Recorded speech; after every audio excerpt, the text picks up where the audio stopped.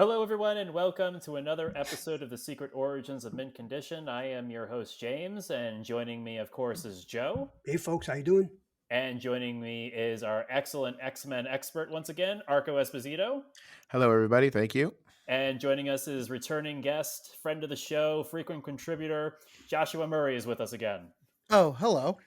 And if you haven't read what this episode is about, we are celebrating 50 years of one of the most iconic Marvel characters of all time. He was born James Howlett, but quickly took on the moniker of Logan. Yeah. He also took on the moniker of Weapon X, or was kidnapped and put through that. Mm-hmm. And he's also been known as Patch, but ultimately he is well known by the code name that given to him by Alpha Flight and continued through the X-Men. We are talking about Wolverine. So we are celebrating 50 years of Wolverine. 2024 is the 50th anniversary of this character. And to give a little backstory of why this particular group is assembled, well, we know why Joe and Arco are here. Josh is here because much like our Breaking Down Batman episode, which he so graciously joined us for, Josh previously had said, and Josh, you can correct me. I'm going to put you on the hot seat for a moment. All right. Let's hear it.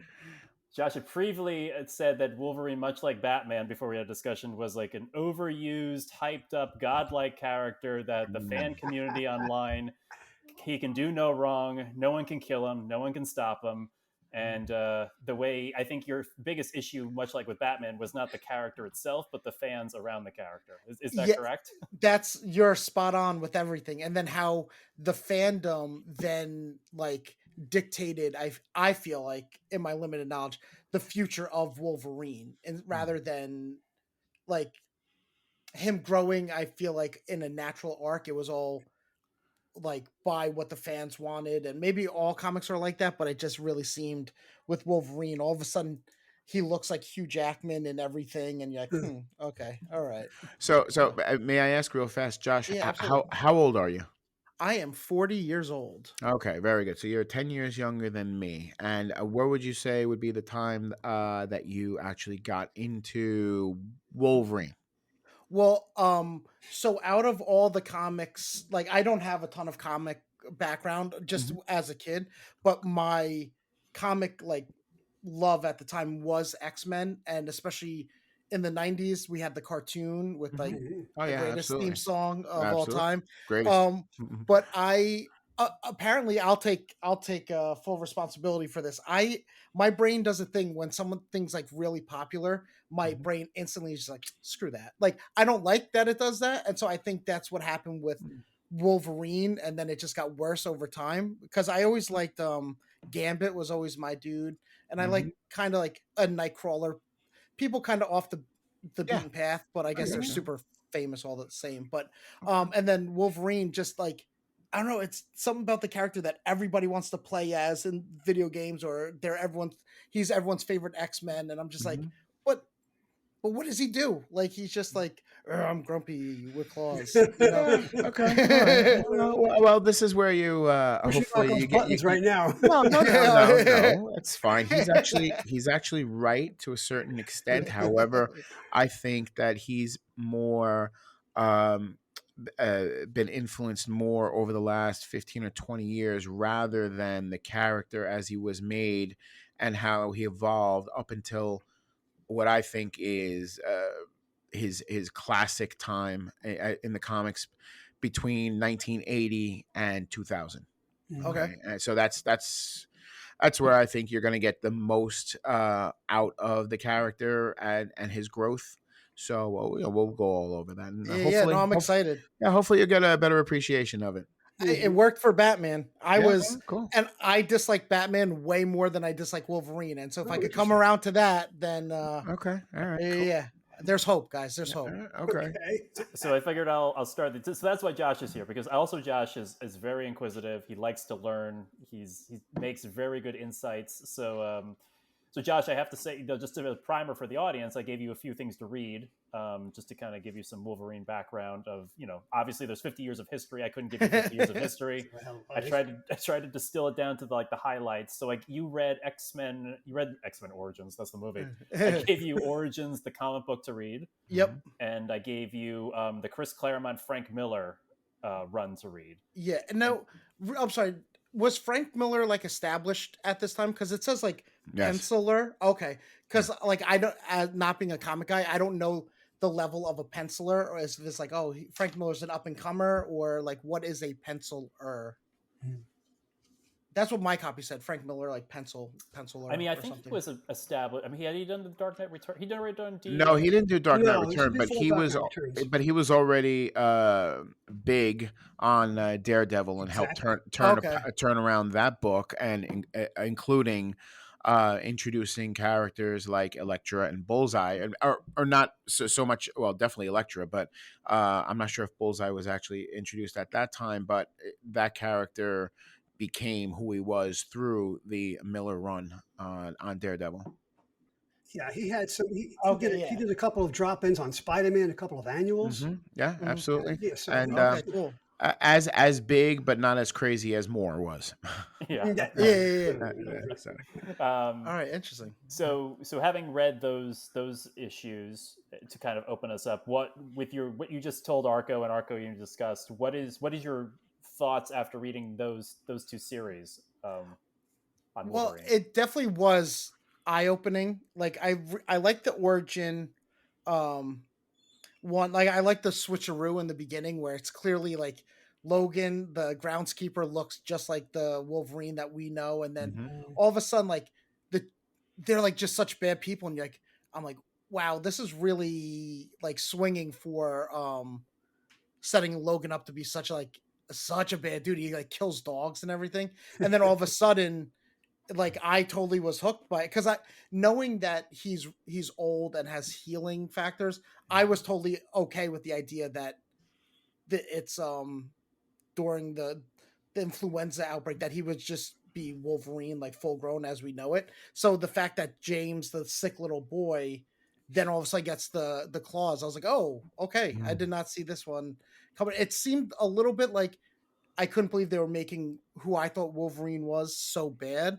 But so then it clicked when I was like, oh, okay, it's the sick little boy that no one even was paying.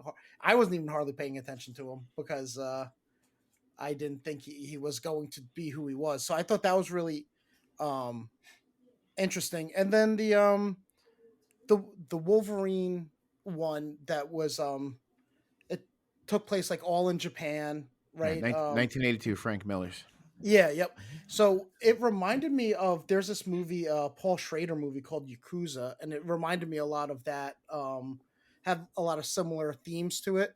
So that was really cool. But then overall, it makes sense. It gave me a Daredevil feel from like the Frank Miller run, which obviously, and so I really like that. Similar with like obviously the way it was drawn, but like just the way that he drew Daredevil going like through all the aerials and stuff like that. Then you're seeing in the fights the same kind of like arcs and stuff. So I really like that. I don't know. I like them both. I'm losing my thoughts. Sorry, but yeah. No, I did like them both, and they definitely made me see a different side of Wolverine than angry Bub. Like so no, I did enjoy them. Not as much as like my Alan Moore Swamp Things, but I did enjoy them. Yeah. Okay. All right. Well, this might be a good place since we've gotten your we got the lay of the land of everyone's different thoughts on the character. So I think Arco, you had mentioned maybe like we could tier this in different segments of Wolverine's existence. Yeah. Okay. So Joe, I'm gonna throw it to you to give us all some knowledge about. Can you talk about our friend Len Wein, who we've talked about many times on this podcast, the creator of Wolverine? Could you maybe give us a primer on the creation of Wolverine and some backstory? Yeah, it's fairly known. I mean, Arco and I were talking about this before we went on the air, but Roy Thomas came up with the idea, pitched it to Len Wein. Len Wein wrote the story. He was writing the Incredible Hulk book at the time and doing a fantastic job with it. John Romita Sr. designed the character. So when they got to issue 180, look, I have 188 here instead of 181. Yeah. Okay, I'll fix that. He appears as a cameo at the end of 180. And then in 181, he appears full blown, written by Len Wein, illustrated by Herb Trimpe, who had been around since, I guess, the late 40s, probably, maybe the early 50s. So Herb was and also by 1974, Len was firmly established. He might have even been editor of Marvel Comics at that time, because I think he was when Roy Thomas stepped down, he stepped up as editor for a while. So yeah, that's the background on the creation of the character. And Arco, when do we see him again? Is it the following year? And We don't see him again until, in fact, I'm not sure about the what the actual thought process was when they created this, if it was going to be a one-off or if they were ever going to use him again. However, he was not seen again until the next year, 1975's Giant Size X-Men #1, also and written that by Len Wein.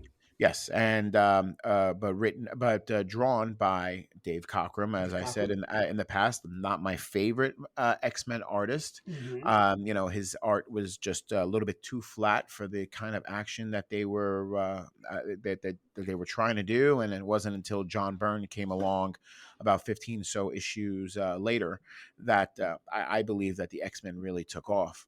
Um, they, it's almost like a variety of mutants and who's who, and from all over the world, and they needed one, I guess, from Canada. So they Hmm. said, "Hey, remember, that this superhero?" Actually, they actually wrote him as a little bit of a villain, going up against the Hulk, and the Wendigo was Right. the real Wendigo, villain in right. that one, and they said, let's use this guy, and I believe that he was drawn incorrectly. The mask was made bigger. If you remember, Hmm. his original mask had the whiskers on it, Yep, drawn on it anyway, that's right. and it was a little bit tighter to his face. And then when Cockrum drew it, it was the bigger ears at the top, Hmm. and that made the mask a little bit bigger, and the whiskers were gone.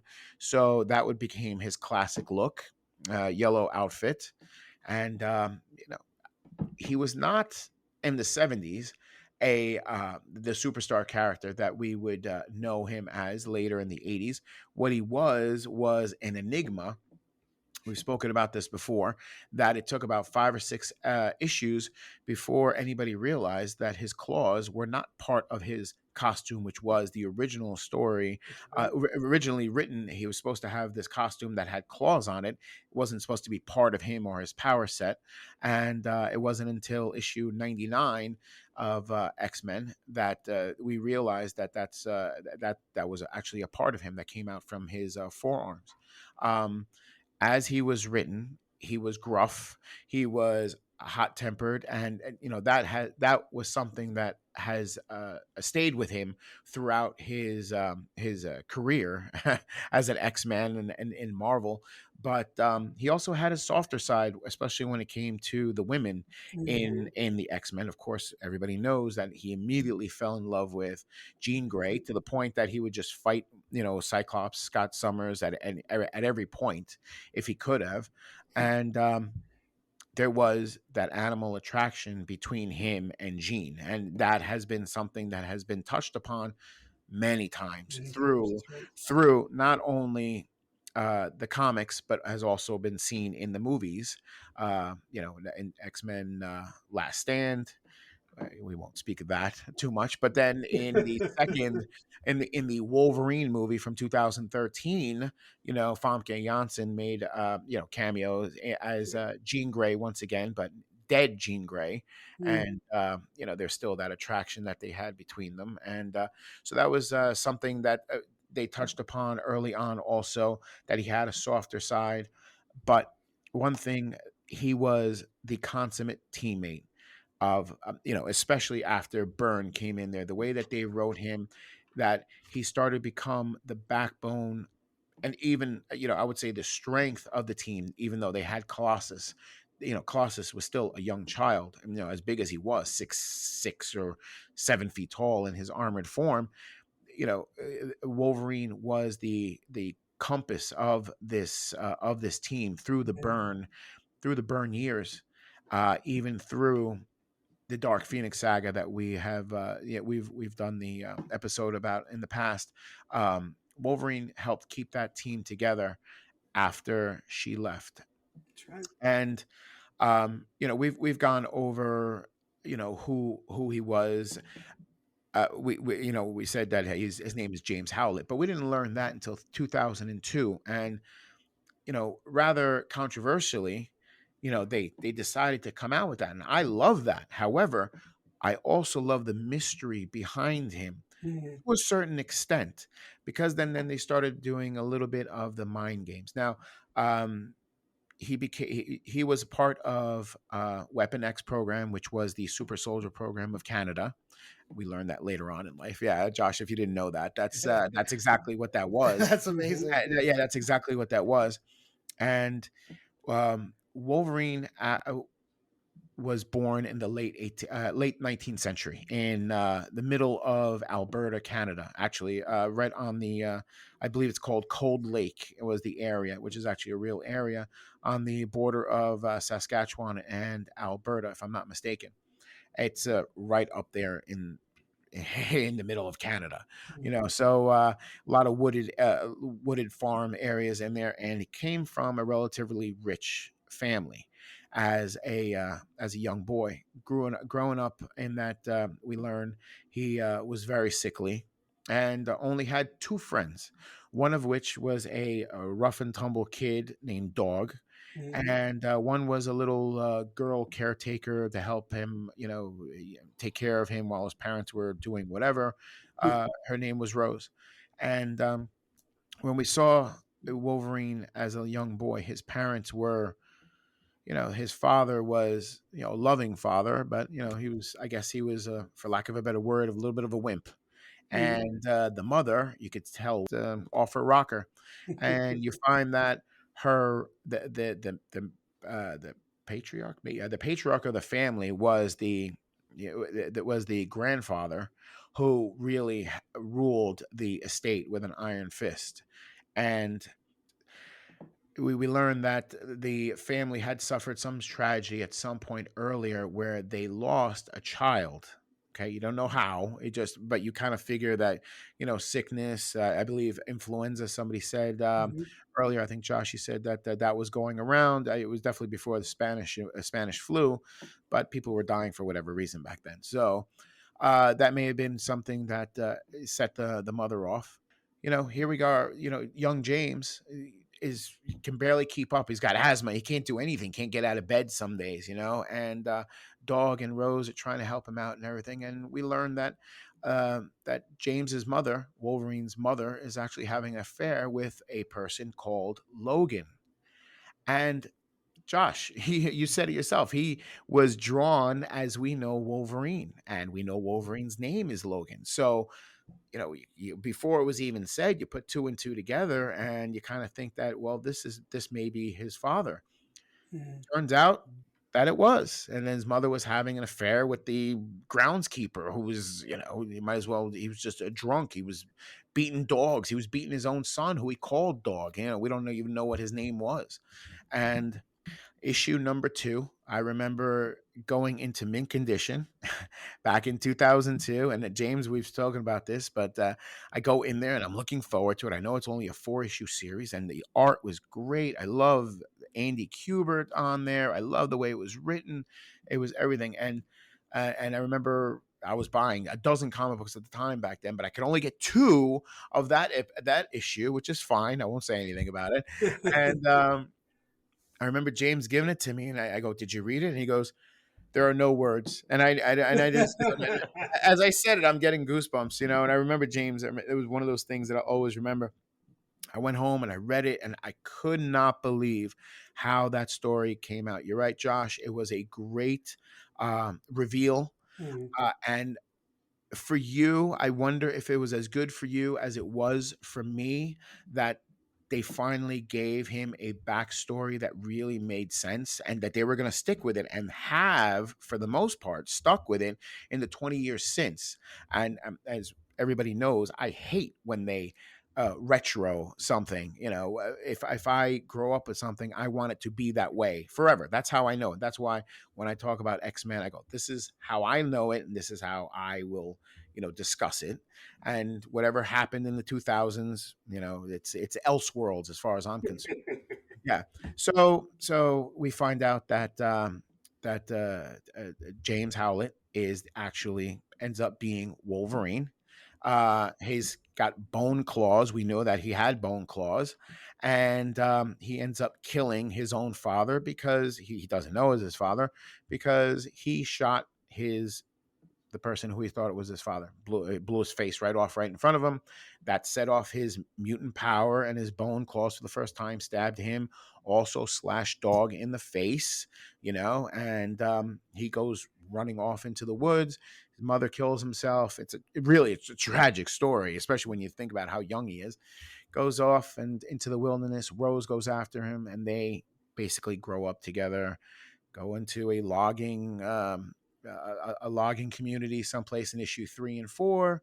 Dog is tasked to go after them by the grandfather, who wants to see his grandson come back. He wants to be repentant before he dies, and Dog will be like, "Yeah, happy to find him for you, but I'm gonna kill him." He doesn't tell him that, and so forth. And we see what happens in that. And let's not spoil it for everybody how it ends, because it's a tragic story really all around.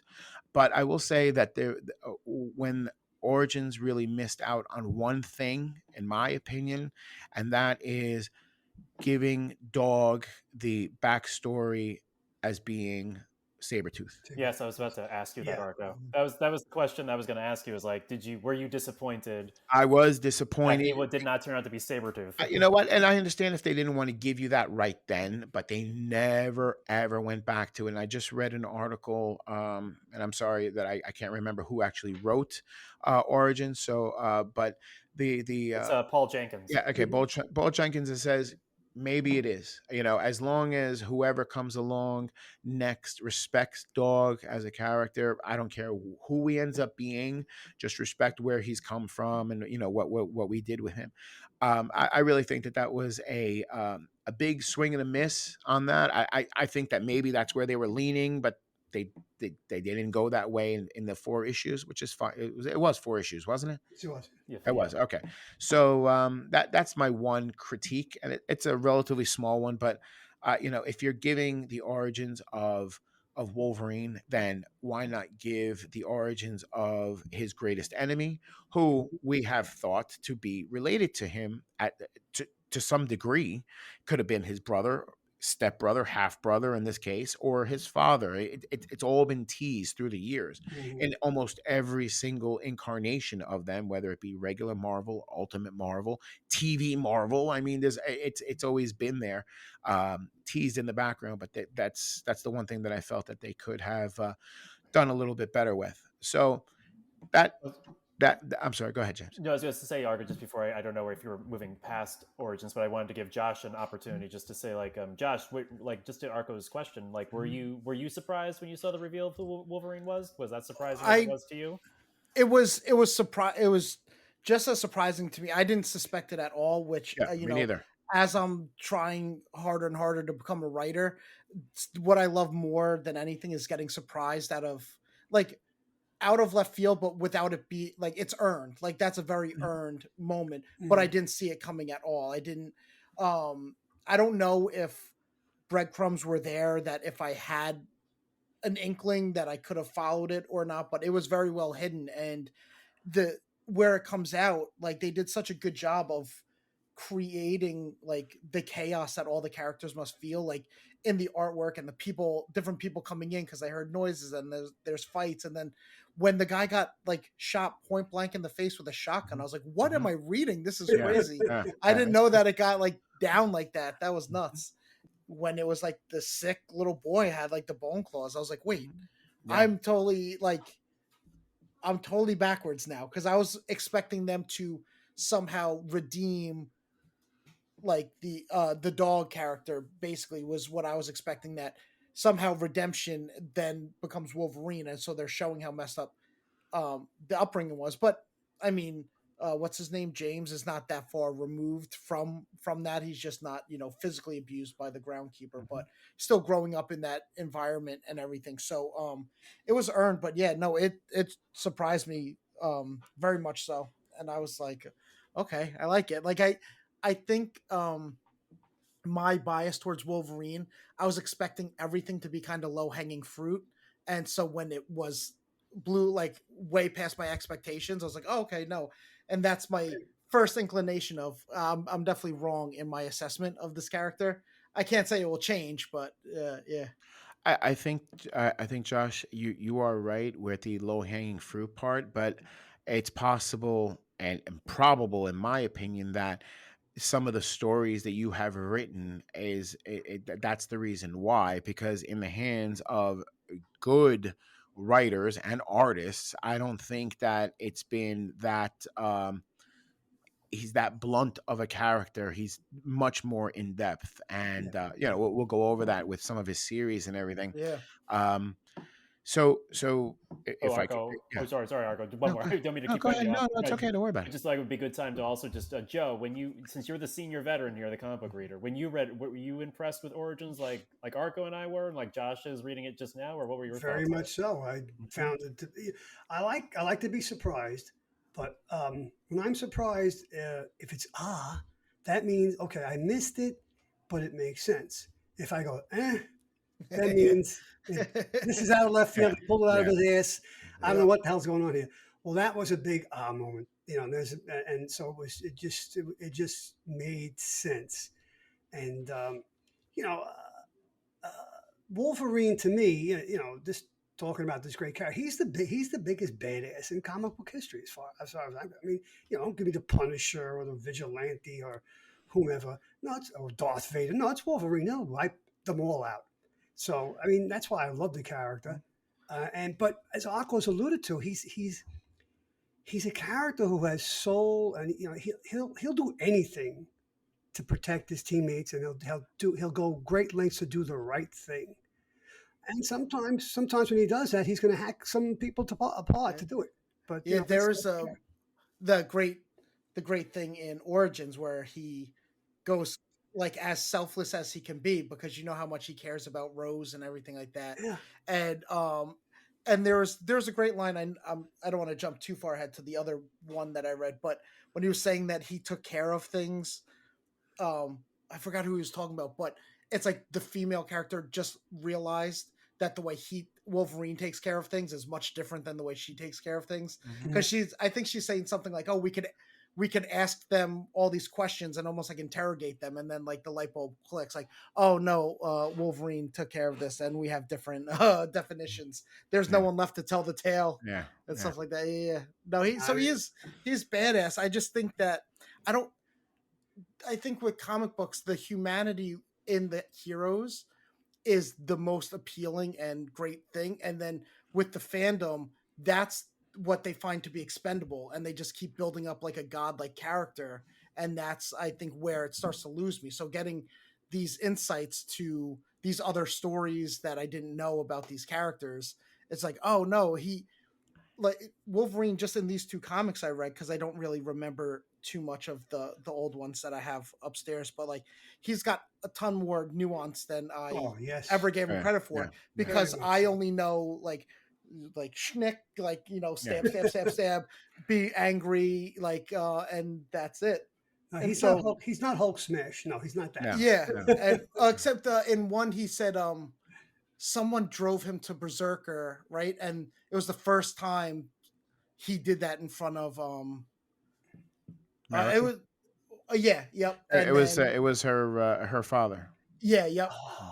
Yeah, and it was the first time. So it's like it's like, so knowing that he, as gruff and angry as he is when he fights, that he's still incredibly restrained, because if not, that's what happens. Like there's just limbs and everything, and so even that, I didn't know how much he channeled his like anger and temper even when he's fighting, that he's like so like keeping that monster at bay that's like inside of him. So that was really cool too.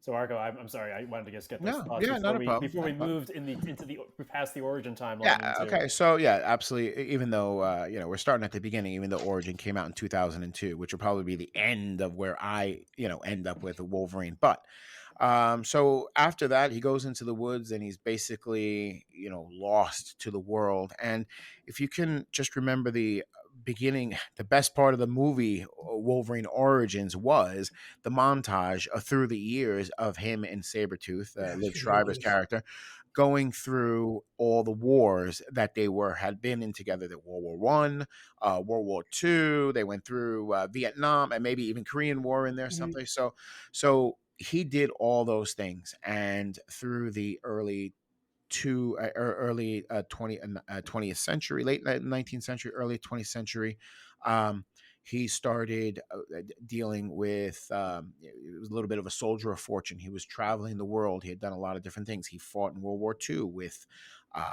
turns out there's a storyline in the X-Men where he was with Captain America, super soldier. Okay, and later on we find out they were both part of the same program but different countries.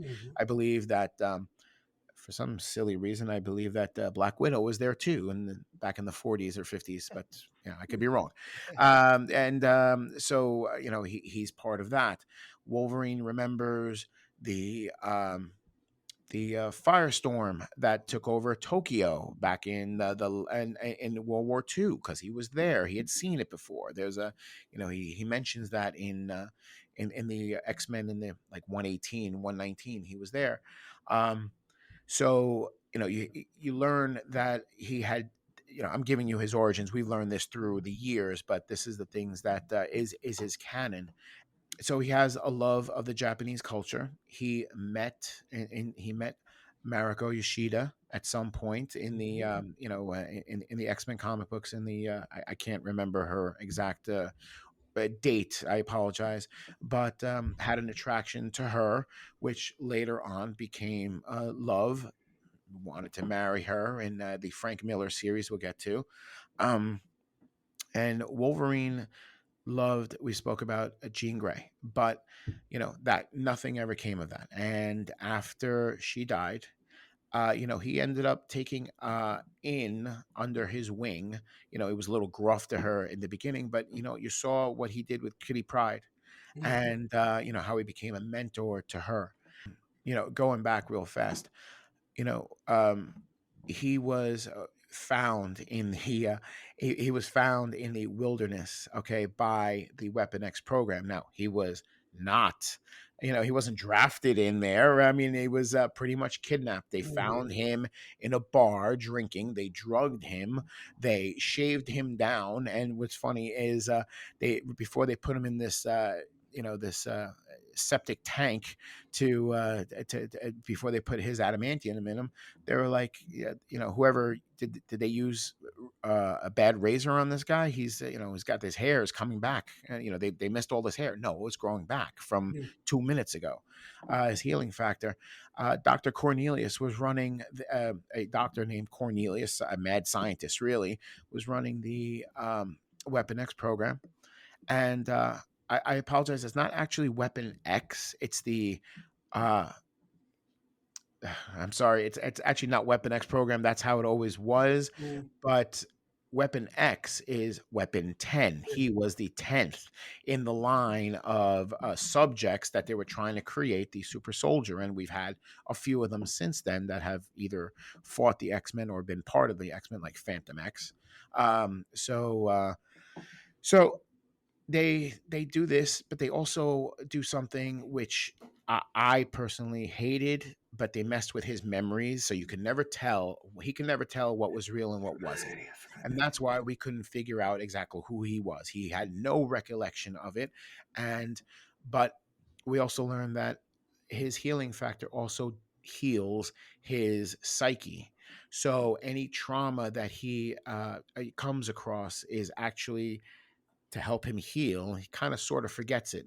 So between that and the fact that they give him like implanted memories, he has no idea who he is. No idea. You could give him a file, which they have in the past, and say, this is who you are. And it ended up being wrong. So that's one of the things that I personally didn't like about him, but I do like the mystery that lasted for the 20 years of the character, that nobody knew who he was.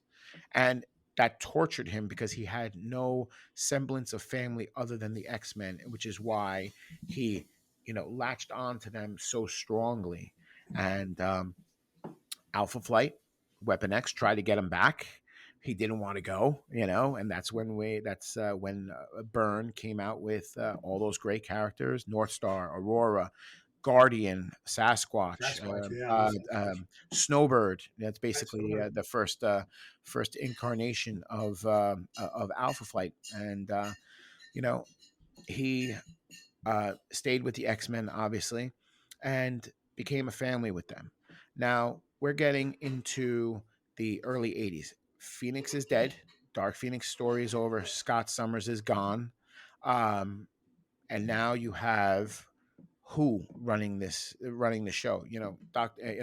Professor X, kind of here and there. You really have Wolverine has been a leader, but has never been the actual. Has been a leader of the group, but has never been like the real leader. Not like Scott Summers, not like Storm was. Basically, they go to him to for advice, for help, he's actually the backbone, and he's physically the backbone of this entire team through the next 20 years.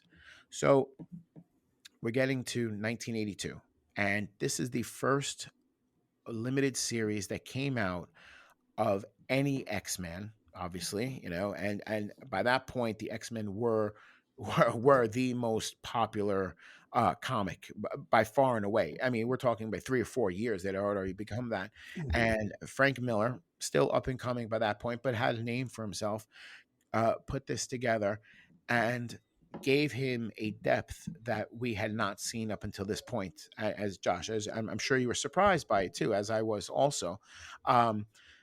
You have his love of Mariko, his trying to be better for himself and for her, and as a better person, trying to hold that berserker rage, and the father who is a criminal. It part of the you have the Yakuza, you have the Hand. He's actually part of the Hand, okay, and which I believe is actually. It's actually not the first time I think we saw the Hand with Daredevil Miller, and he brought them into Wolverine's world.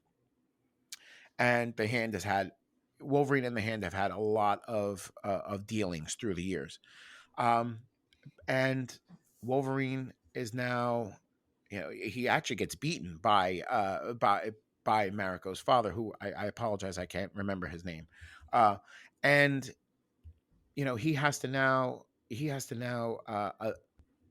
to show her and himself and everybody and us that he is more than just the beast that the father said he was. And by the fourth episode, because there are fourth issue, he does that. Unfortunately, he kills he kills the father along the way, but he probably needed to die. And I'm sorry, that was a great death. That was the one when the dad blocked the punch, right? And then he yes, just extends the claws yep, into his yep, face. yep, yep, yep. That was Yeah, crazy. Yeah. absolutely. And Mariko saw that it was the father pulling the strings the entire time, and she she still wanted to marry him, but said that I am not worthy of it, and I will marry you when I am worthy of you. Okay, she felt that she wasn't worthy of his honor, and we've seen through this series how honorable he really was, and which is really just an exclamation point that we had seen up until that point through the X-Men comic books up until that point.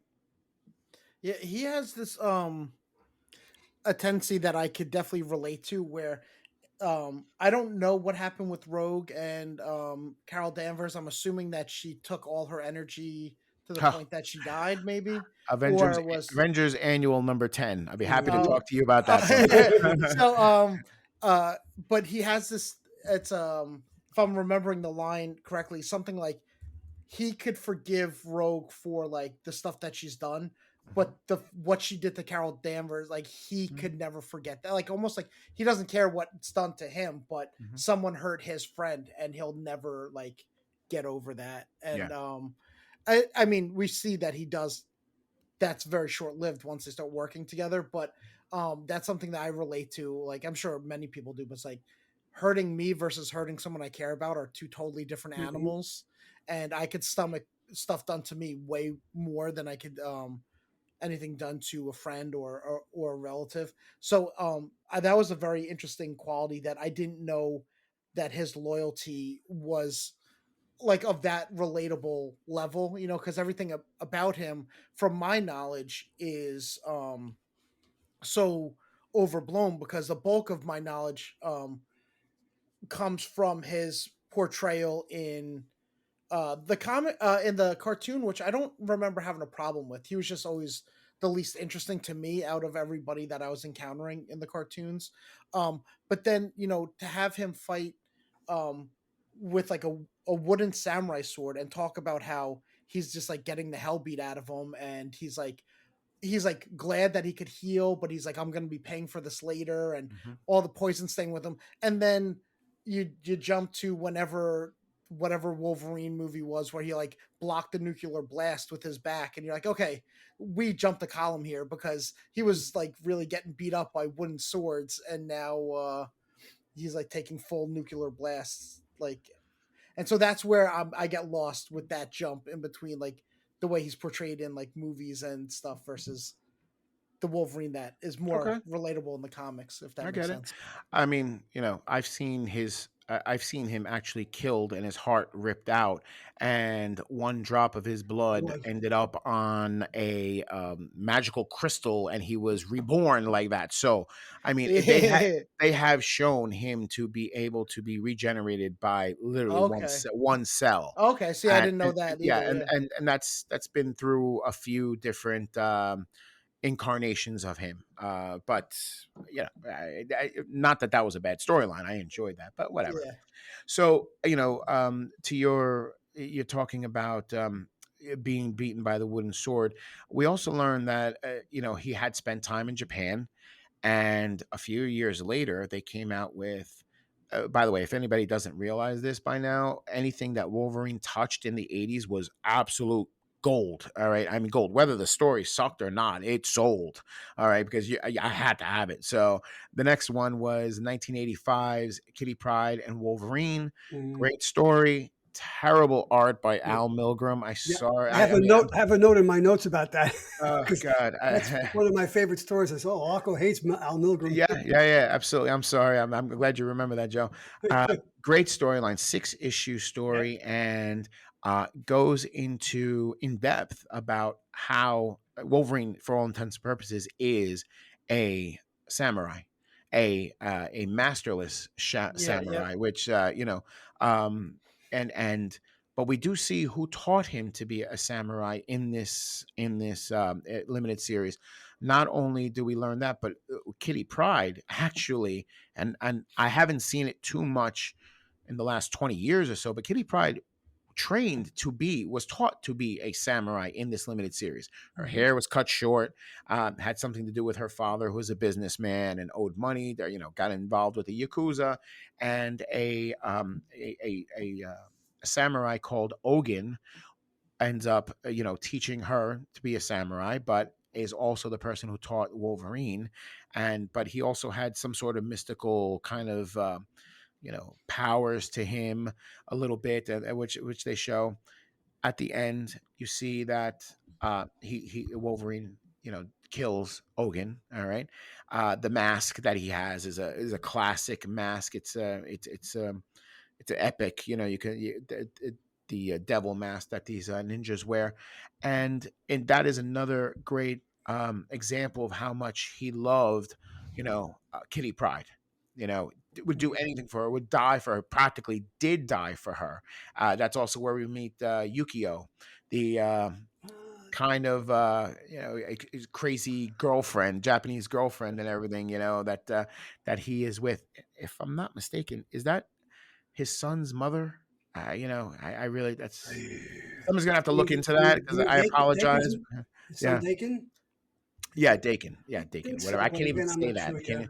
Yeah. Yeah. So just so we know, people, on I end at 2002 Wolverine. After that, All it's right. it's Yeah. it's a crapshoot. So you know, Jake, Dakin is the mutant son of Wolverine and his deceased wife Itsu. It's Bull. Okay. All right.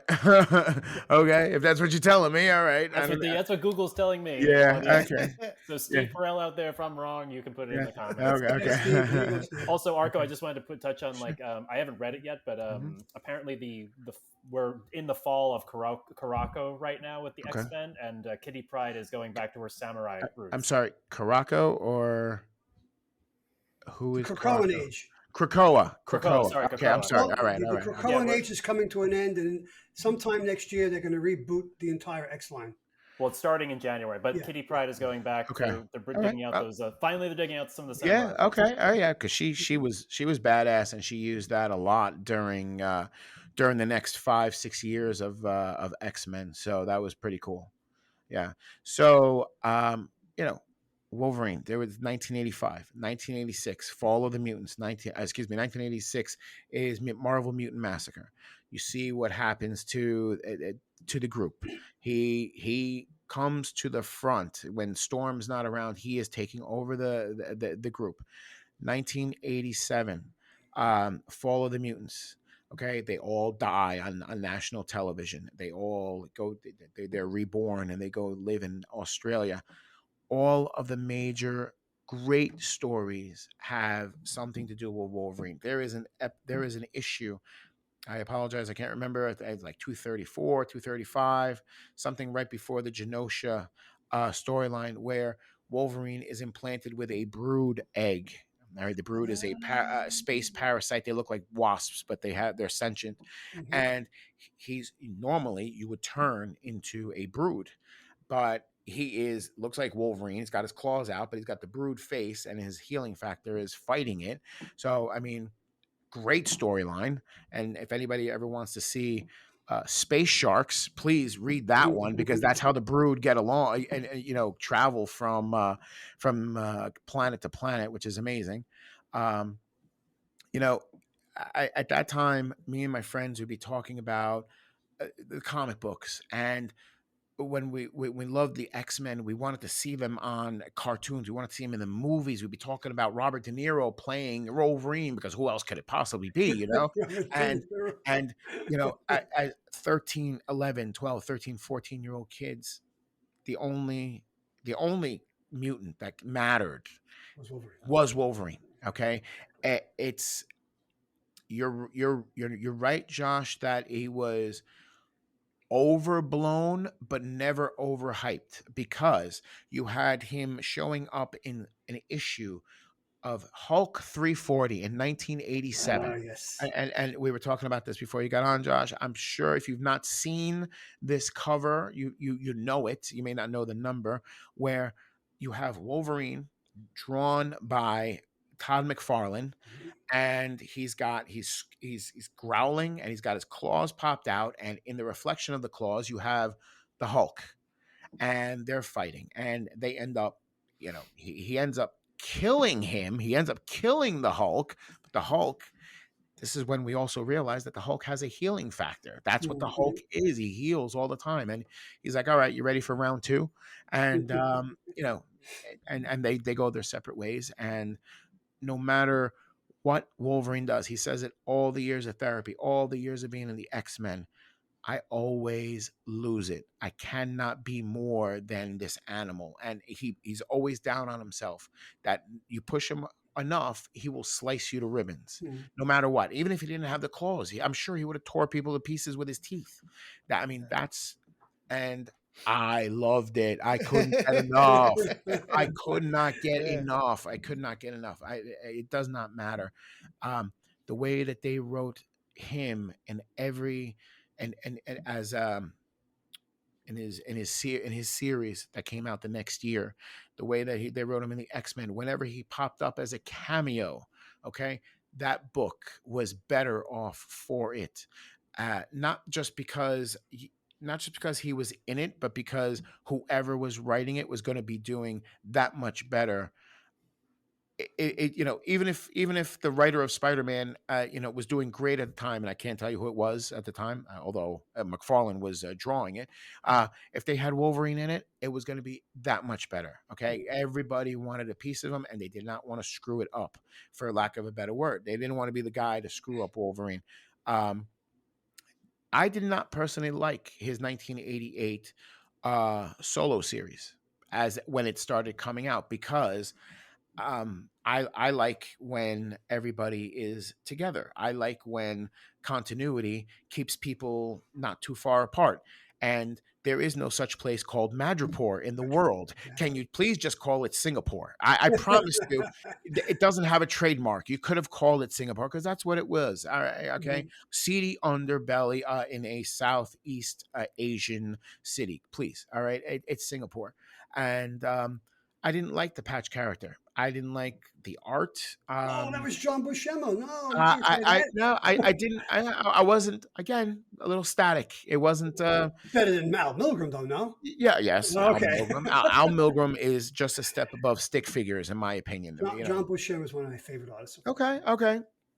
I didn't like the whole Patch thing. I really who. Yeah, I did a double take when I picked up that Yeah, book. I mean, What? Where- you're Yeah, running a exactly. bar in Madripoor. You have these contacts. Yes, you're over 100 years old, so you met these people through the years. I get it.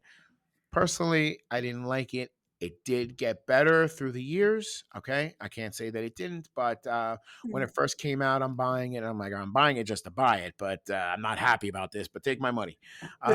Okay, so we're in the 80s. We're in the late 80s. He's done a ton of different appearances. He did Havoc and Wolverine, Meltdown, which is a Louise Simonson, Walter Simonson, Mhm. written. Got that. Uh, it was a fever dream, is what it was, but Mhm. it was crazy.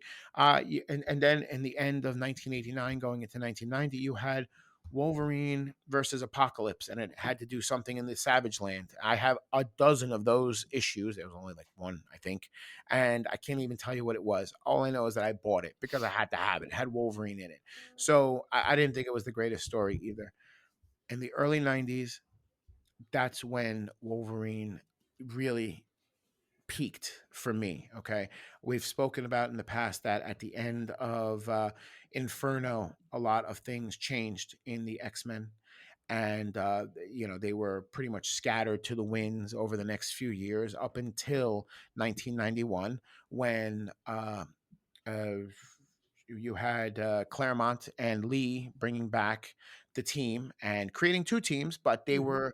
you had X-Men #1, and then you had Uncanny X-Men. They were separate teams, separate storylines, but they were together. Okay, so whatever was going on in one usually was touching the other. I Gold and blue, right? Gold and Yeah, blue team. gold and blue teams, exactly. Love them, and And that Josh, that's the foundation of the X-Men I, cartoon. I was just gonna Oh, say that. okay. Yes, absolutely. That's Yep. that's exactly where you get them from. The Okay. the the way their costumes are in that, and just an aside, Josh, just so you know, the Wolverine that you love in the cartoon did not start that way.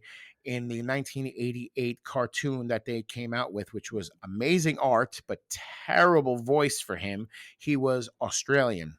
So imagine Holy that. cow! Wow. Yeah, full circle, right? Yeah. Yeah, absolutely, absolutely. So that was it was called Pride of the X-Men, and it was also the first appearance of Kitty Pryde. They were doing that. It was a half hour. It was fantastic, but you're like, okay, Dingo, Arco, did, all right. Arco, didn't the X Men pop up and Spider Man is a nifty Yes, friend? yes, he did. Yeah. More than once, and I don't. I have to be honest with you. I don't remember him speaking too much. No, I I don't believe think he did. I believe in the first appearance, he definitely did not speak at all. But he may have had some one or two speaking lines afterwards. I can't tell you if he sounded Canadian or Yeah, if he no, no, sounded, no. yeah. I don't So, remember. but yeah, he did pop up then. Um, so so where are we now? We're in the 80s. We're in the early 90s, like I said, and you come up to Josh.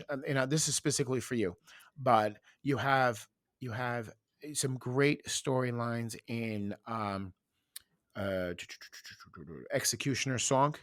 Mhm. Um, and then in 1993, you have a crossover. These are all X-Men crossovers, X-Books crossovers. That's what you called it back then. And they made millions and millions and millions of them, which is why they're worth zero today. But Exactly. I didn't buy them for the worth, of course. I bought them for the They story. both agree. Um, excuse me.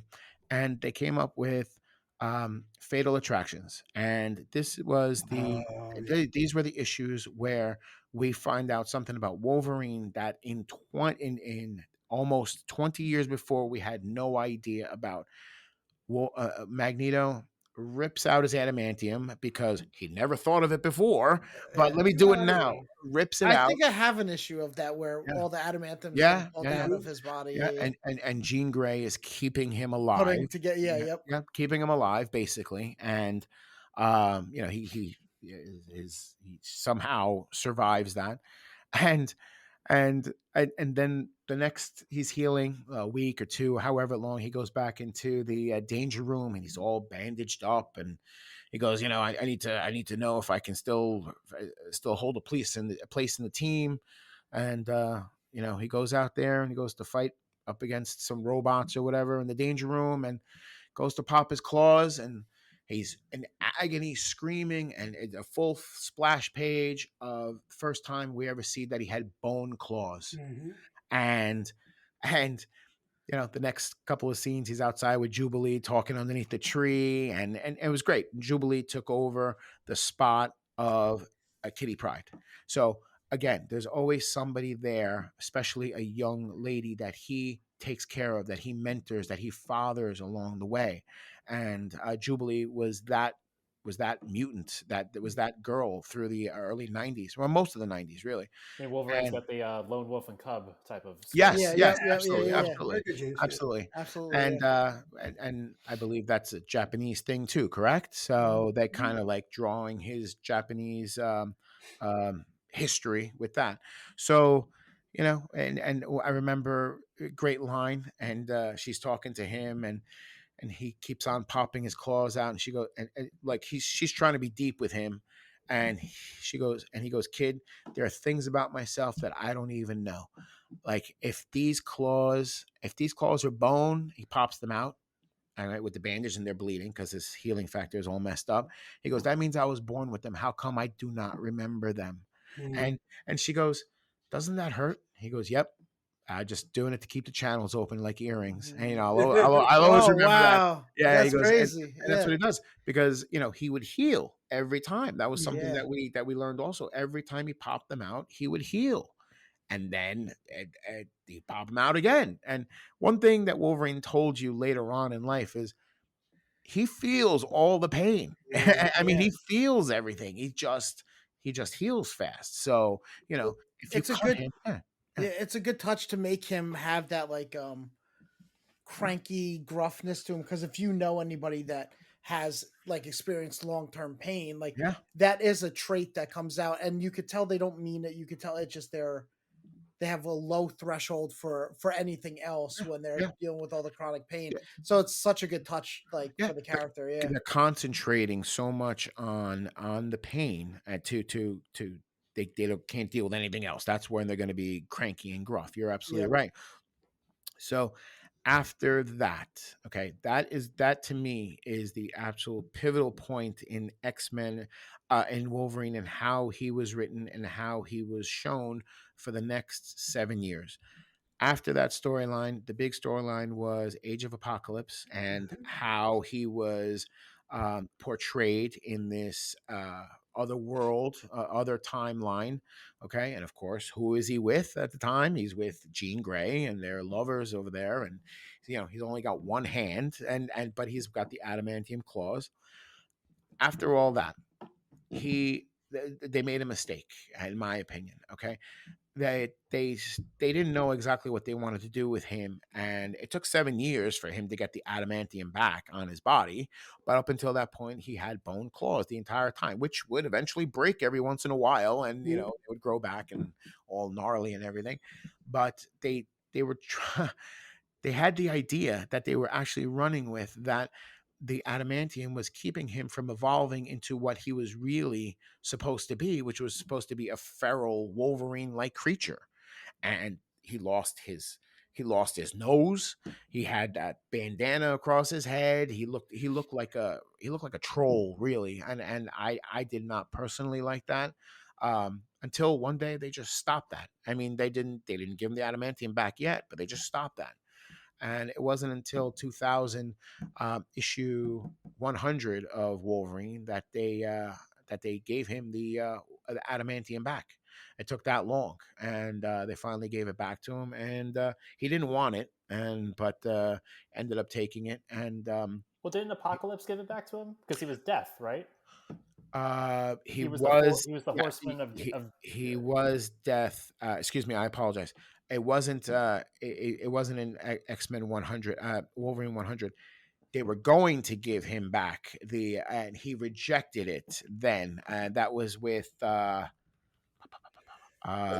Genesis, if I'm not mistaken. That was the character Genesis in that one. Okay, Apocalypse was the one who gave it back to him when he became one of the Horsemen of Death in the Age of Apocalypse storyline in 1999, when he was at Death. He was one of the four Horsemen, and that was actually a very good storyline. That's when you realize that Apocalypse needed to go from powerful body to powerful body, because his energies would basically use up the bodies that he was in, and he was going to take over Nate Gray's body. I'm sorry, going off a little bit here. I apologize.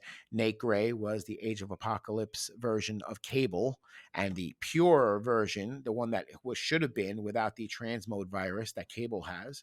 And he went to go put his psyche into that body, and Scott Summers, Cable's father, pushed him out of the way, and then they joined up to become Apocalypse Cyclops, and that was pretty cool. I actually enjoyed that storyline. However, now Josh, So, go ahead. oh, sorry. No, go So, ahead. as a big Wolverine fan, like by far the biggest Wolverine fan I've ever met in my life. So, it's For me, a thank you, I appreciate that. yeah, it's a lower bar, but it's very much true. But so do you find yourself excited when they try something new with the character? I know you said you don't really you like it how it was when you were a kid, but Yeah. like do you like them stretching their legs with the character? Because or is it just fiddling with something that doesn't need? They're like trying to fix something that's not broken. Well, I've said that I like canon the way it is. Okay, and yes, I'm a big fan of things as I loved it as a kid. I'd much rather it be that way. I'd love MTV the way that it was, but it's not. All right, so, however, I can't complain when they come out with Origins. Okay, when they come out with that kind of storyline, or they come out with other things that have evolved the character. I don't agree with a lot of things that came in after Origins. Okay, and we'll get to that in a minute. But do I like the fact that they gave him a son that he didn't know about? And no, I don't. Do I like the fact that he created his own sword, a samurai sword that had some sort of special mystical ability that could kill him? No, I think that's ridiculous, to be quite honest with you. So, no, I'm not a big fan of that. And the fact of the matter is, Marvel also didn't do him any favors in the last 10 years when they were fighting Fox and holding off on creating any more storylines, really. And for the X-Men, basically just stopping them like they did the Fantastic Four, and ended up killing him for just to get him out of the way for a while, so people would forget about him. And I guess that worked to a certain extent, but I think now you're getting into a year 2000, and what happened in 2000. Bryan Singer came out with the first X-Men movie, which we were talking about before, 23 years ago. I mean, you think Hugh Jackman thought he'd be playing a single character, let alone a comic book character, for over 23 years, or at least be known for that? Okay, as great of an actor as Hugh Jackman is, and he's had some great roles. Let's be honest, he's done some great things. Has been nominated for Oscars, if I'm not mistaken, for other things. Everybody knows him to be Wolverine.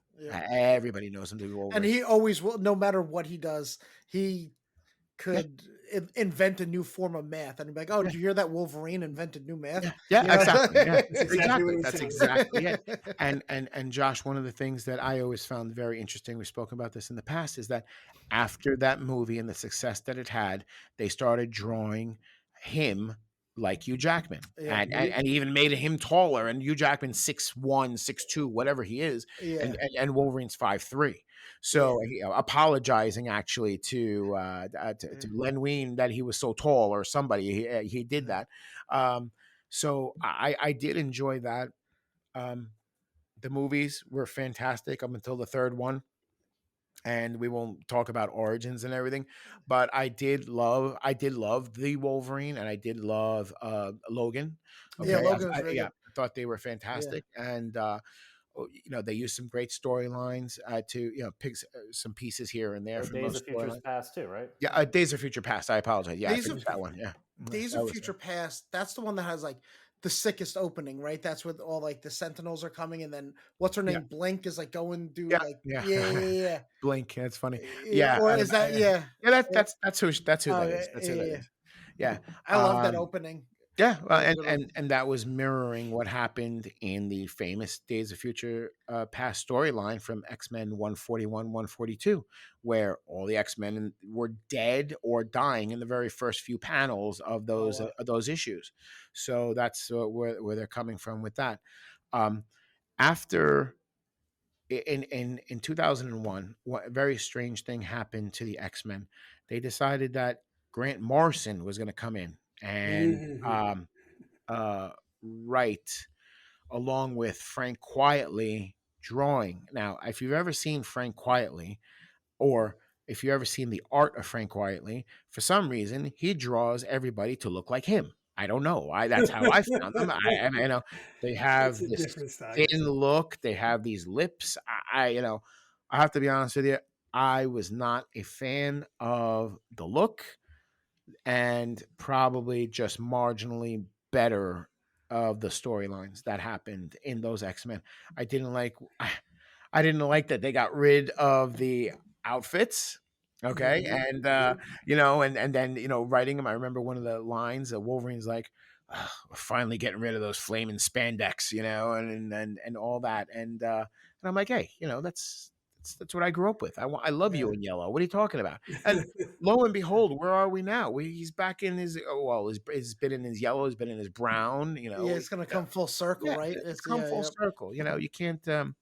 And I've often said that the downfall, in my opinion, of a lot of Marvel's woes, storyline wise, was because of Joe Quesada. I did not like what Joe Quesada did with Wolverine. My Wolverine smokes and drinks. Okay, my Wolverine will kick you in the nuts and then slash your head off. Okay, I mean, if you push him to that point, Quesada had a mandate that you can't smoke, can't drink, and you can't do this, can't do that.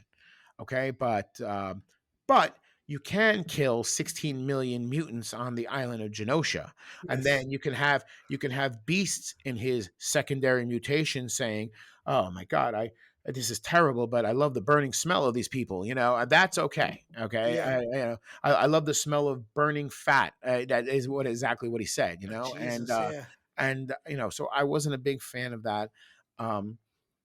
Probably my last great Wolverine storyline that I remember was in 2004. It was issue 1, right after Jean Grey was killed. There was a whole time paradox thing where the X-Men you get thrown into the future, and you see what the hell's going on, who's left.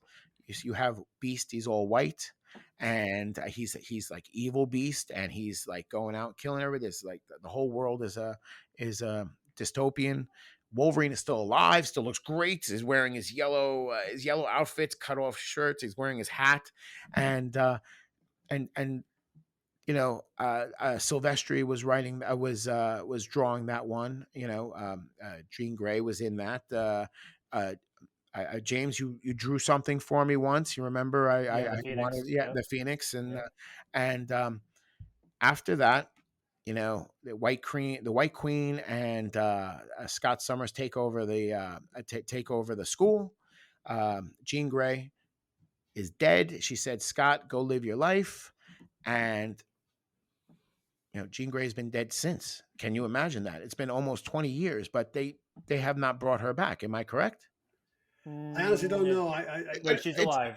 I She's think she's alive. alive. Yeah, She's but I alive. don't read the book anymore, so it's been Yeah. years since I read it. I mean, I know they teased her here and there, okay, but she's alive. The Kurokan era brought her back yeah. when they Yeah, they were yes. able to resurrect. They were able to Everybody. resurrect mutants. So that was just recent, like Yes, within the it's last recent. year or so. Okay, so Well, 5 years, last 5 years. oh, in the last 5 years. All right, so close to 15 years that she was dead, which is pretty good for her, because she's always dying and everything. How Marvel went after 2000 is, in my opinion, the reason why Wolverine has not been um, the character, Josh, that I remember, and more along the lines of a character that you know him as now. And if they've come up with those storylines, I don't know them. I apologize. James, I know, has kept up with the X-Men more after 2005 than I have. I know he's pushed a couple of storylines in the last 10 years on me that I know he's been high on. However, I do not think that you're going to find Wolverine being the character he was, or as Wolverine centric stories as there were prior to 2000, if I'm not mistaken. And I blame Casada for that personally. So It's fair. I mean, the recent stuff is, like I said, I like the recent stuff. The Wolverine minis, like not minis, the Wolverine series that goes along with the last 5 years has been good. It's it's a little strange at times, but I like strange storytelling. Yeah, that's fine. That's fine. At some point, like I said, we have to do a podcast where you guys read House of X and Powers of X, and we can just talk about it. Yeah, House of X is the one that you were telling me about. Yes, and I feel like they Hickman, like unfortunately Hickman didn't get to finish his run the way he wanted to finish his run. Right, It's a whole other podcast, right. related to Wolverine. But like I said, I feel like the Hickman made a backdoor way in this story to resurrect the mutants, but revert them back to the Claremont era, like you like them. Right. So a lot of the mutants are wearing their Chris Claremont era uniforms, having sort of that personality. Wolverine's back in his brown and tan. Well, you know what, and to that, James and Josh, you said the greatest intro song for a comic book or cartoon ever in the 90s. They're coming back with the X-Men 97. They are basically rebooting the X-Men series from the 90s. Okay. And James, I said, if Bishop doesn't have a Jerry curl mullet, I'm not watching. And you said he does. Okay. So that's awesome. Yeah. So, the X-Men that we love, the Gambit, the way that he looked in the trench coat, the Rogue with her outfit. I know that they're going to do that. They're going to have Wolverine the way that he looked and everything. So I'm not wrong in saying that the popularity that we love, it meant something from the 1985 to 1995. That was something that they had. I understand that things need to evolve. I just feel that they've taken it in a direction that I didn't agree with.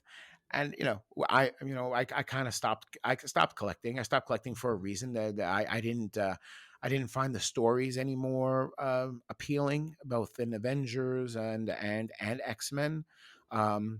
It got to be a little bit too much, and I think that, though, it is coming full circle, that Disney realizes that they have a gold mine, and in toys at the very least, with the new X-Men 97. For sure, and if the storylines are half as good, and the art is half as good, which I think it's going to be, they can go on another 5-6 seasons if they wanted to. Yeah, and I'll just also say, like, aside from like the most recent stuff in the last 5 years, I personally enjoyed the run that Wolverine had as an Avenger when they did New Avengers, and they brought him on the team. And like I said, I know there's thoughts about whether or not Wolverine should be an Avenger or not, but I enjoyed the storytelling that Bendis was doing with the team he put together. The only problem there, James, is that every single story and I mean every issue, the first 6 issues. What happened there? It took forever to get to the punchline. Could you tell me who you're fighting? Honestly, it seemed like you could not, who is Echo? Who cares? Honestly, who cares? Power Man is in this group. Spider-Woman is in this group. Nobody knows where they all came together. I mean, they didn't tell that. They just started one day, and then they told you how that happened like 6 issues later. That also was a little bit much for me, but Well, I to be did not. fair, like I read all of that stuff as a trade paperback. So for Yeah, me, like it's like one sitting as opposed to like monthly, like waiting James 6 took months. the Steve Perel approach. Yeah, like for a lot of this stuff, I took this, and some of some stuff I will admit, I mean, this isn't good for the industry, but some of the stuff is better read all together than it is individually. and you know Well, what? I agree with you now. I do. that's how they write those things, Arco. What you just said. Mhm. Why did it take 6 issues to get there? Because they were writing for a trade. So Mhm. they that's I- how, and that turns some people off. People like you and I. It's We funny. want, It's funny that you say that, Joe, yeah, because they never used to. They put them together now as trade paperbacks and call them Fall of the Mutants yeah, right. or Inferno, obviously. But to do it that way is so blatantly a cash grab. Yes, it And is. because you're getting my money twice, okay? Mhm. You're getting my money now, and by that time they were $3 a pop, okay, of digitally created comics. Nobody's even drawing anymore, and then I'm gonna buy this trade paperback later on, or reread it again like that. I don't want to have to do that. Or I now omnibuses.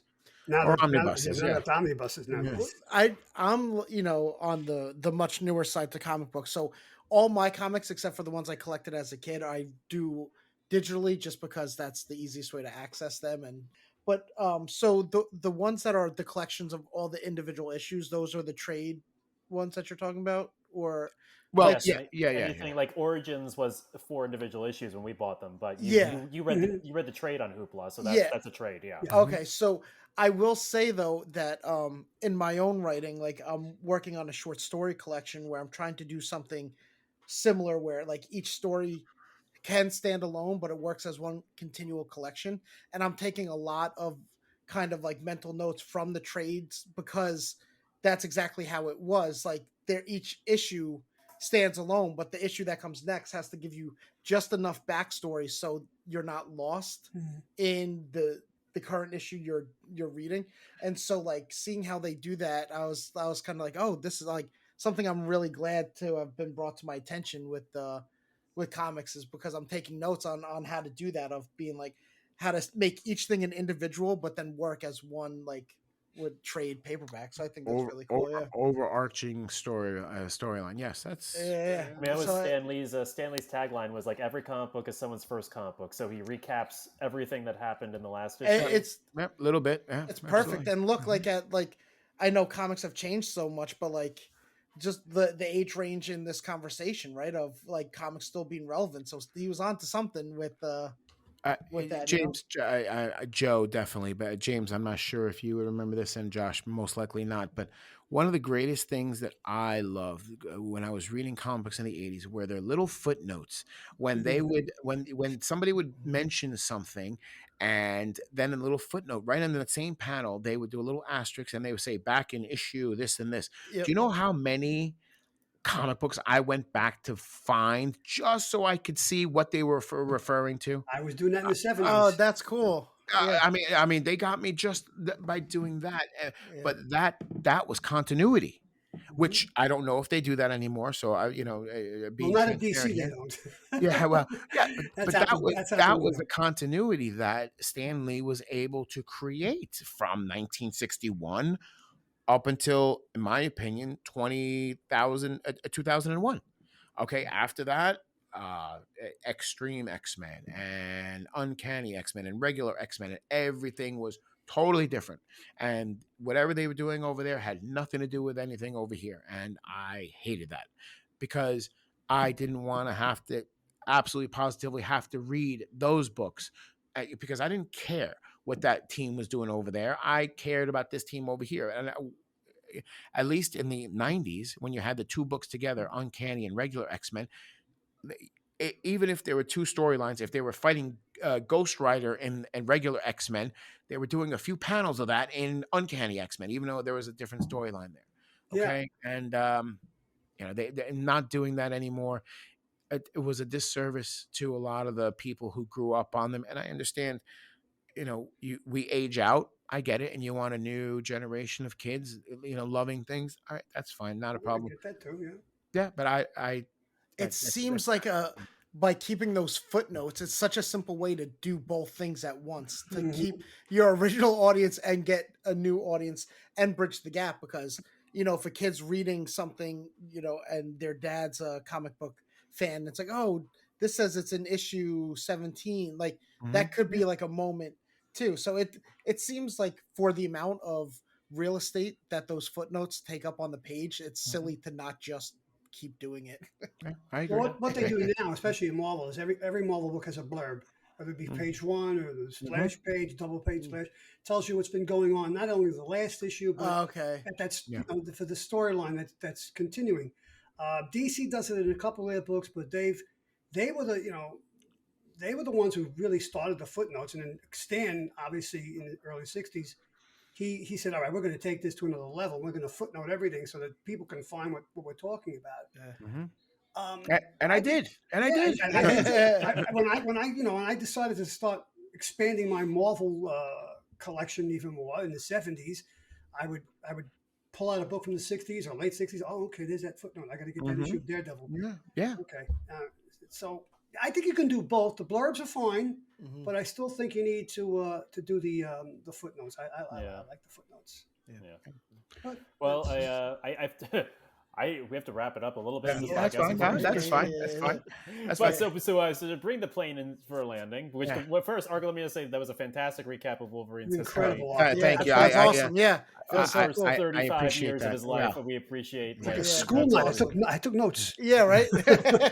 But to kind of like with the history now given, so Josh, what are your thoughts on the character Wolverine? It definitely has changed. But I also am a little glad that there is some validity to my like outlook on him because of where the Wolverine I know mostly fell in line. Mhm. So I wasn't like too far off base, but seeing the stuff that I just the two things that I read, even though Origins was the newer one, but I really liked the samurai hand one. It gave Logan a lot of or Wolverine like a lot of depth that I did not know that he had. Just even the simple fact of like letting like the one woman that he loved kind of go and trying to really give it his best shot with this new girl who's just using him to get past security. Like I don't know, it was like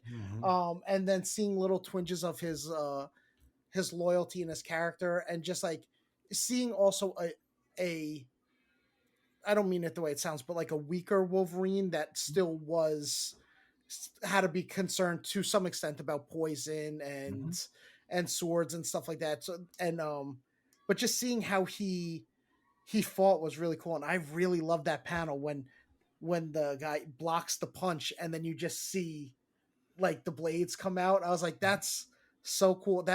Like that seemed like something that would happen in a modern day movie, and so I like to see how far ahead of that thought process the comics were, that like they were thinking of all these cool things, and even like the little like nuances that like they go to this like kabuki theater, and it's the greatest kabuki telling of the story, the 47 Ronin story that Logan's ever seen. And then you just find out that they're all assassins that apparently learned how to become actors and perform the greatest acting of all time as a cover to like to be an assassin. Like it was really cool. There was Storm is in it, and she's kind of unsure about her powers a little bit, right? Like her emotions are kind of getting the better of her. I think towards the end of that one, it's before she gets her like mohawk and everything like that. Like, and there's like the wedding. I don't know. It was just really cool, and it was sides of Wolverine that I don't know because I just know him. My Wolverine that I would think of is just constantly drunk at a bar, like smoking a cigar, and I have no idea how he has time to go on adventures because every time you see him, he's just like keeping the stool like warm, and just sitting there. So it was good to see him and like plan things out and then know what he doesn't have to be strategic about, like what he can just like go all out. And lastly, there was that one cool thing where he even said like, oh, I don't need like all these bow and arrows and crossbows and stuff, but it's not going to hurt. I have like a job to do. Like basically like he's just taking all this equipment he doesn't need to make his job easier rather than having to like fist fight everybody with his blades. Like, so there's really cool aspects that I didn't know. Cause to me, like I said, Wolverine, most of my life has just been a one trick pony. So I'm very excited that this door opened up, and he's got nuance and yeah. development and a story arc, and he's not just a cranky like guy that used to look like Danny DeVito, but now he looks like Hugh Jackman. That there's actual there's actual growth to him and explanations of why he's cranky. And then I think it was definitely an eye opener, and I'm very thankful for it. So good, yeah, excellent. That's Joe, what are your I know Arco and Josh have given a lot of thoughts. Any additional thoughts? Yeah, I have a few. Some thoughts. Well, as long as we're bringing the plane in for the landing, sometimes the overhead compartments pop open, right? So things like this fall into your hands. Yeah. Oh, Here he is going all postal on the Hellfire Goons. What a great comic book! We talked about this in our Phoenix saga, right? You're right. And one thing that we forgot to mention, Joe, really fast, because throw it out there, but a lot of those Hellfire Goons ended up being the first batch of Reavers that Donald Pierce was brought together in the late in the late 80s, early 90s. That's right. So a lot of those guys felt the claws of Wolverine go through them, and then they became cyborgs after. So, Thank you, Professor Arco. I'm sorry. There you go. There you go. What a great cover. Classic cover. Yeah. Classic cover. And we'll end with, of course, this. Yeah. Yeah. The origin. Yeah, that's cool. That was great. For me, Wolverine, as I said in the opening, he's a badass, and James knows who my favorite character in Star Trek is, and I think everybody does. So when I think of two people I want in the foxhole with me, if I can pick one or the other, it's going to be Mr. Wolf, or it's going to be James Howlett, aka Logan, aka Wolverine, because they're you got them watching your back, you're going to make it out alive. So it's a great character and a great history. Yeah. Alco, you did a fantastic job. Thank you. I appreciate it. Yeah. Thank you so much. There's a lot to go through, but I hope I touched on the bigger parts that would interest people into at least looking back on X-Men, of course, and Wolverine. So. Well, no, I feel like, this is a conversation that we, since Josh, you're interested in, I said, when it's, unfortunately, they released it and they have to re-release it again. But I think when not the Fall of Mutants, when the Mutant Massacre gets reissued, I think that the new trade is coming out this year. I want to do an episode on that. So maybe Josh Murray, you can read some of do some Wolverine and X-Men, and we can reconvene to talk about the Mutant Massacre, which kicks off the long-running tradition up until before Onslaught of good X-Men storylines. Yes, absolutely. Right. I'm definitely game. Yeah. You notice how we didn't mention Onslaught? Yeah. Well, I said right before Onslaught, whatever it was before Onslaught was which I think is Age of Apocalypse. Age of Apocalypse was right before Onslaught, and that's it was 2 years, about a year and a half before they did another one, but Onslaught was the last one and actually ruined Marvel in lots of different ways. Really did. So we can continue this Wolverine saga and X-Men saga with Josh and Arco through that. Cool. And I'll just get my thoughts, quickly, I personally wasn't into Wolverine right away when I was introduced to the X-Men. I thought he was. I just wasn't into him. I personally gravitated towards Beast. He's been one of my favorite X-Men. He still is my favorite X-Men, though they've done some questionable things with Beast lately. So not a fan of that. But they've really leaned into the Dark Beast lately, which whatever. That's a whole separate podcast. But I loved Dark Beast when he first came out in Age of Apocalypse. Just so you know, but if that would have been the end of it, I would have been perfectly happy. Well, now they've made regular old Hank McCoy more like Dark Beast. Okay. So, but there's rumblings that they're bringing back the 80s furry Beast from the Avengers is going to be taking over. Okay. Okay. So anyway, but I didn't gravitate towards Wolverine. In fact, I think the first Wolverine issue I ever got was the die-cut Wolverine 25 cover. It was the yellow cover, but it had his claw marks through it. If you cutting through the cover, cutting through the cover, 25? If you open, I forget. I know the issue, but I know the cover he's talking about. It was one of the first books I actually bought when Mrs. Gross relocated to Main Street. Port Boulevard, rather. So. Okay. But it wasn't, Wolverine, the cartoon helped. The Jim Lee 1990s reboot helped. And then, I would say Chris Evans did for Hugh Jackman did for Wolverine what Chris Evans did for Captain America for me as well. Yeah, I can see that for sure. Great comparison, yeah. I really wasn't into Cap, and I could never find his voice from every comics until I saw Chris Evans embody the character. And now Cap's incredible. Yeah. Yeah, and Cap is great, and I hear Chris Evans and see Chris Evans when I read Cap. Yeah. And same thing with Hugh Jackman. I the size varying. I mean, Hugh Jackman definitely gave an entryway to make that character more accessible to me. So, and then I've the characters like I think Wolverine's probably my top 5 X-Men characters. So, all right. So, well, this has been fantastic. Yeah, it's been great. I hope listening audience you've enjoyed this deep dive into a history of which you've got a full history of Wolverine. Mm-hmm. So you've got a full history, Wikipedia history of Wolverine that you didn't even need to read. You could listen to. Mm-hmm. So I cannot have done this episode without Arco. So Arco, thank you once again for that. Yeah, thank you very much, guys. Thank you, guys. I appreciate being here. Thank you. I appreciate you. And we'll continue the X-Men saga. Joe, thank you, of course, with your all your comics knowledge. Oh, you're welcome, James, and thanks again, Arco, and thank you, Josh, for being here too.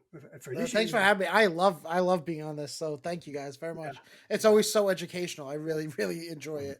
Yes, Josh, I want to say thank you always also to throw your be out there to like not defend, but like to come on here and discuss. Not back down. No, no. Your thoughts about a character and give us an opportunity for some enlightened discussion. On varying opinions, and I'm glad it seems like we've enlightened you a little bit too. Oh, for sure. You guys make it very easy for these conversations and make it very easy to have an open mind and change my mind because of the way your guys' knowledge blows my mind every single time how many hundreds of thousands of millions of comic books out there, and you're like, oh yeah, that was X-Men 157. Although it feels like hundreds of thousands of millions of dollars that we spent. Yeah. So I need to add it up. I don't even think about it. Yeah. But you got it. You make it very easy to also see like, oh, I definitely was judging this character, because same with Batman, judging these characters on completely wrong criteria. That was I don't have the whole story, so you guys make that very easy to reconcile, and it's just I love it, guys. It's great. Well, thank you. You will be on again. And I'm sorry, Arco, before we wrap up, I just have to ask, was everything you talked about, was that written down, or is that right off the top of your head? Yeah, it's off the top of my head. Oh my goodness. Well, and sometimes I feel like I'm just talking in tongues sometimes, so I apologize. A stream of consciousness, but no, that's pretty much, when it comes to the X-Men stuff, I really have it there, but that physics test that I needed to pass, nope, that went out. Yeah. That went over my head. That's amazing. I have to call this episode an oral history of Wolverine by Arco Esposito. Yeah, there we go. Well, listening audience, if you've enjoyed this, which I hope you did, please, we'd love to hear from you. You can put your comments on the Facebook page when this episode drops. We'd like to hear your thoughts on Wolverine. What you love about the character, favorite stories, favorite issues. We'd love to hear that. If you're also listening to this episode and you've been enjoying the podcast overall and you haven't had a chance to, we'd really appreciate you liking the episode or the podcast. If you're listening onto Apple, on Spotify, if you're listening onto Apple, a review, we would appreciate that as well, because with the time this is coming out, we're almost approaching 200 episodes of this podcast. So that's awesome. Yeah, so we're very close to it. We'll be hitting it this year. So getting the mint condition word out to other people, writing your review and liking the podcast helps. So as always, we thank you for listening, and we will talk to you on the next episode.